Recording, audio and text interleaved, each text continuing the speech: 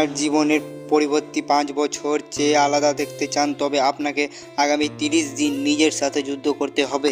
সূর্যোদয়ের আগে ঘুম থেকে উঠুন এবং অন্তত 20 মিনিট ঝরানো ব্যায়াম করুন। শরীর অলস থাকলে মস্তিষ্ক কখনোই বিজয়ী হয় না।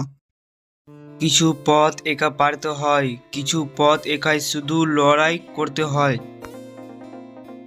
নিজে ঠিক থাকলেই হলো। লোকে কি বললো না বললো তা নিয়ে ভাবো না। মাথা ঘামানো উচিত নয়। কথা হজম করা শিখুন। এটা অনেক বড় গুণ, আপনাকে জীবনে জিততে সাহায্য করবে।